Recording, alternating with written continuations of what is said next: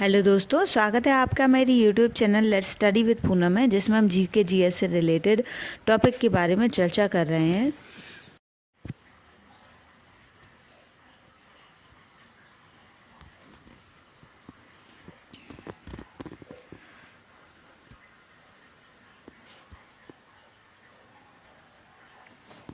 आज हम ऐसे व्यक्ति के बारे में चर्चा कर रहे हैं जिन्हें लोकमान्य के नाम से जाना जाता था। वह एक भारतीय राष्ट्रवादी शिक्षक और स्वतंत्रता सेनानी थे। वे लाल बाल और पाल त्रिमूर्ति के एक सिपाही थे। ब्रिटिश औपनिवेशिक अधिकारियों ने उन्हें भारतीय अशांति का जनक कहा। उन्हें लोकमान्य की उपाधि से भी सम्मानित किया, जिसका अर्थ है लोगों द्वारा उनके नेता के रूप में स्वीकार किया जाना। महात्मा गांधी ने उन्हें आधुनिक भारत के निर्माता कहा। तिलक स्वराज्य से पहले सबसे मजबूत अधिवक्ताओं में से एक थे। भारतीय चेतना में एक मजबूत कट्टरपंथी थे। उन्हें मराठी में उनके उद्ग्रत के लिए जाना जाता है। स्वराज मेरा जन्मसिद्ध अधिकार है और मैं इसे लेकर रहूँगा। उन्होंने विपिन चंद्र पाल, लाला लाजपत राय और अरविंदो घोष, V.O. चिदम्बरम पिल्लई, मोहम्मद अली जिन्ना सहित कई भारतीय राष्ट्रीय कांग्रेस नेताओं के साथ घनिष्ठ उनके संबंध थे। केशव गंगाधर तिलक का जन्म 23 जुलाई 1856 को वर्तमान महाराष्ट्र के रत्नागिरी जिले के मुख्यालय रत्नागिरी में एक मराठी हिंदू चित्पावन ब्राह्मण के घर हुआ था। उनका पैतृक गांव चिखली था। उनके पिता गंगाधर तिलक एक स्कूल शिक्षक और संस्कृत के विद्वान थे, जिनकी मृत्यु तब हुई जब तिलक 16 वर्ष के थे, और 1871 में तिलक का विवाह तापी बाई से हुआ था, जब वह 16 वर्ष की थी।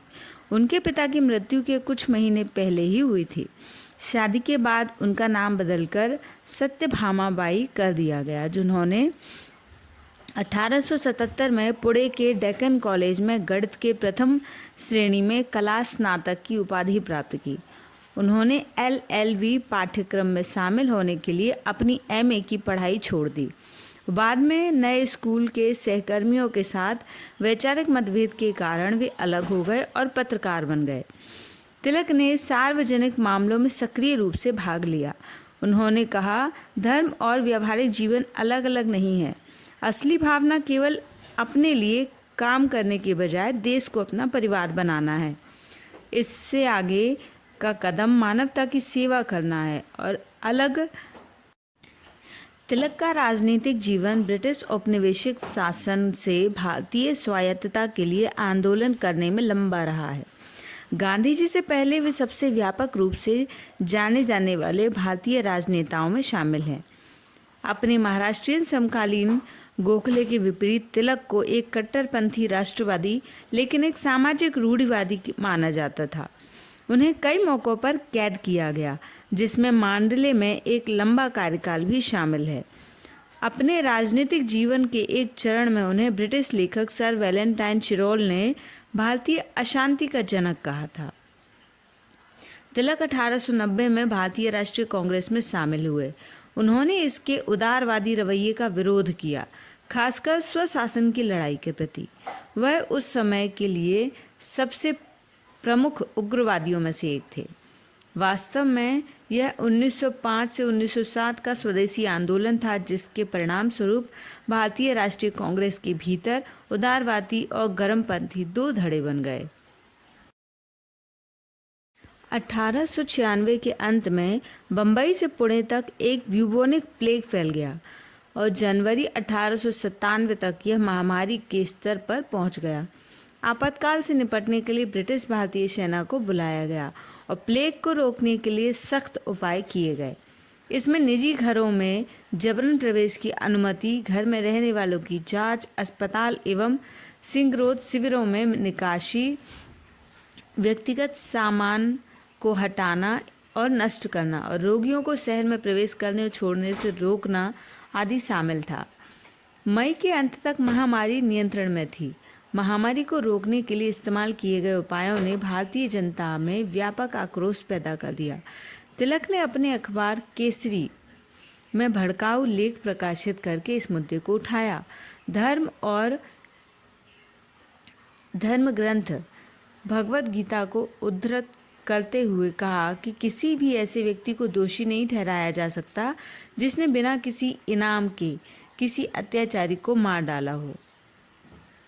इसके बाद 22 जून 1897 को कमिश्नर रेड एक अन्य ब्रिटिश अधिकारी लेफ्टिनेंट आयर्स्ट को चापेकर बंधु और उनके अन्य सहयोगियों ने गोली मारकर हत्या कर दी। बारबरा और थॉमस आर मैकटॉफ के अनुसार तिलक ने लगभग निश्चित रूप से अपराधियों की पहचान छिपाई थी। तिलक पर हत्या के लिए उकसाने का आरोप लगाया गया और उन्हें 18 महीने की कैद की सज़ा सुनाई गई। जब वे वर्तमान मुंबई में जेल से बाहर आए तो उन्हें एक शहीद और राष्ट्रीय नायक के रूप में सम्मानित किया गया। उन्होंने अपने सहयोगी काका बप्तिस्ता द्वारा गढ़ा गया एक नया नारा अपनाया कि स्वराज मेरा जन्मसिद्ध अधिकार है और मैं इसे लेकर रहूँगा। तिलक पुणे में उभर रहे उदारवादी रुझानों जैसे महिला अधिकारों और छुआछूत के खिलाफ सामाजिक सुधारों के सख्त खिलाफ थे। तिलक ने 1885 में पुणे में पहले मूल निवासी लड़कियों के हाई स्कूल की स्थापना और अपने समाचार पत्रों मराठा और केसरी का उपयोग करके इसके पाठ्यक्रम का कड़ा विरोध किया। अंतर्जातीय विवाह के भी विरोधी थे, विशेषकर उस विवाह के खिलाफ जहां एक उच्च जाति की महिला निम्न जाति के पुरुष से विवाह करती है। देशस्थ, चित्पावन और करहाड़े के मामले में उन्होंने इन 3 महाराष्ट्रीयन ब्राह्मण समूहों को जातिगत विशिष्टता छोड़ने और अंतर्जातीय विवाह करने के लिए प्रोत्साहित किया। तिलक ने आधिकारिक तौर पर सहमति विधेयक की आयु का विरोध किया। बाल वधू रुक्माबाई की शादी 11 वर्ष में हुई थी, लेकिन उन्होंने पति के साथ रहने से इनकार कर दिया।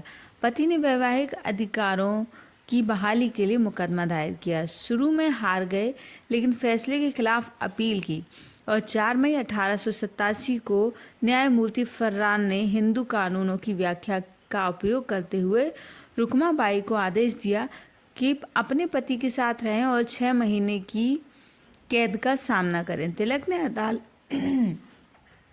अदालत के इस फैसले को मंजूरी दी और कहा कि अदालत हिंदू धर्मशास्त्रों का पालन कर रही है।